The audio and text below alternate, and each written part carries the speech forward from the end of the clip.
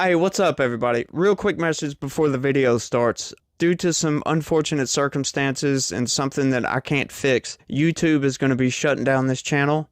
So I started a new channel. I put the link in the description down below the video. If y'all could, roll over there, go subscribe. I'm going to start uploading videos to that channel in about 2 weeks. We're going to keep rolling. We're not going to stop. We're not going to let YouTube shut us down. Thanks. You're recognized for 5 minutes. Thank you, Madam Chair. I oppose this amendment, and I just wanted to add to some of the comments of my colleagues. I was just going through and re-looking at the resolution and seeing the many places where the language is dehumanizing, and I say this as an immigrant myself, somebody who spent 17 years in this country before I had the great privilege and honor of becoming a U.S. citizen, came here at 16 by myself. And I look at some of the language of this resolution, and I do think it bears pointing out that the word alien is used consistently. I had many years where I was referred to as an alien, and I have to tell you, it was a terrible experience. I understand that it's in the law, but this administration has made efforts to change the way we talk about people, not talk about them as aliens. But in addition, the implications in these whereas clauses that somehow, and it says here, whereas hosting such aliens on school campuses poses a significant safety risk to school children, the idea somehow that these immigrant kids who are seeking asylum, whose parents are seeking asylum, are going to pose a safety threat to kids in schools, and the continued efforts to lift up this so-called illegal aliens that are coming into this country is very, very insulting. And I wanted to just give a little history lesson of the word invasion to my friend across the aisle, in case perhaps you don't know where and how that word has been used in the history and the context of our country. It goes all the way back to the Chinese immigrants. Actually, in 1873, there were ads taken out in newspapers that said Chinese invasion in capital letters, and really put the fear of God into people, that somehow we were being invaded by this force that was going to do harm to the country.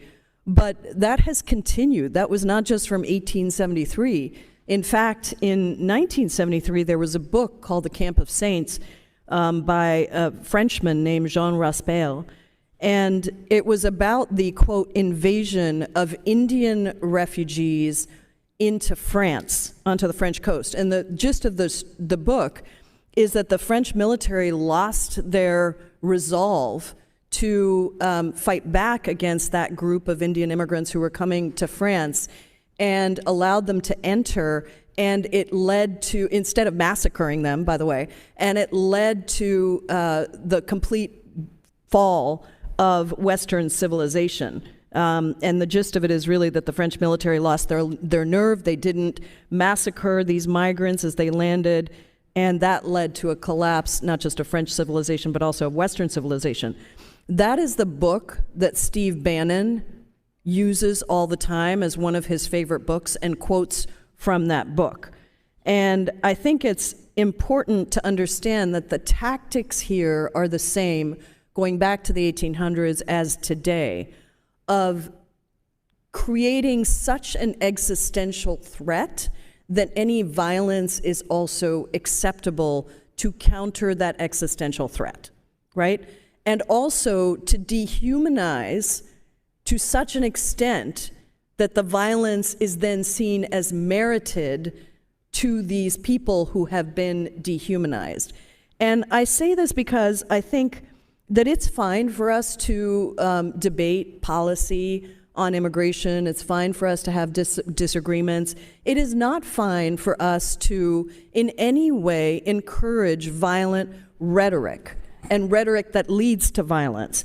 And this kind of rhetoric about invasion absolutely does lead to violence. Madam Chairman. I'm sorry, this is my time, Madam and I don't think I've said anything. I request the words be taken down. She's suggesting that the amendment is encouraging violence, that the amendment is supporting violence. Madam Chair, that this is certainly my not true. time, and I have said nothing impugning. The gentlewoman will suspend.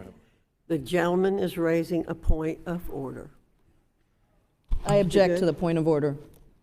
The gentlelady has suggested that the amendment is approving or condoning violence against individuals because of using the term alien. And that is certainly not true and should not be permitted, and her words should be taken down. I object to the point of order. Madam Chair, point of parliamentary inquiry. Just a moment, Mr. Takano.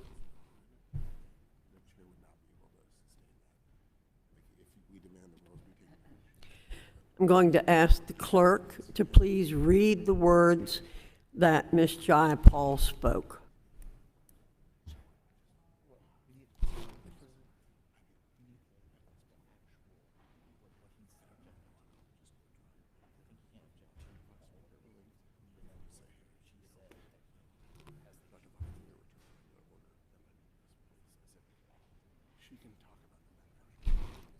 Madam Chair, I'm happy to rephrase if that is easier. The gentlelady will suspend. Sure.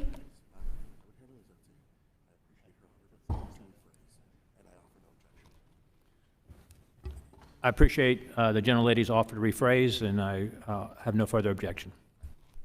Thank you. I thank the gentleman, and can I resume my? You have 40 seconds remaining. You're recognized. Okay. Thank you, Madam Chair.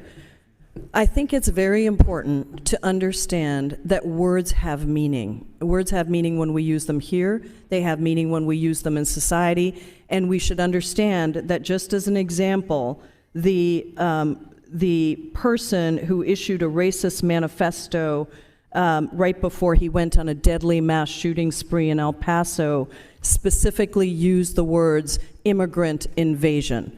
So I would respectfully urge my colleagues on the other side to not use words like that, because whether they intend them or not to be utilized in violent ways, they are utilized in that way. And I yield back the balance of my time, Madam Chair. Thank you. I'm going to urge every member on this committee to be mindful of your words. I have talked about the importance of language my entire time in Congress. We all need to be sensitive to it, and so I ask you to do that. I will also point out that we have stayed fairly close to existing legislation, has been pointed out before. The words illegal alien are in the statutes, and that is what we have used in many cases. There is no attempt on our part to encourage any violence of any sort. That shouldn't have to be said, but I'm going to say it. Is there any member who wishes to be recognized? Mr. Wahlberg, you're recognized for 5 minutes. Hey, before you click on the next video, if y'all could do me a big favor and hit that like button. The algorithm loves it, and so do I, because it helps promote these videos and get the message out about what our government has been doing. Don't forget to hit that subscribe button and turn on your notifications, because every time I put out a video, you want to know about it, right?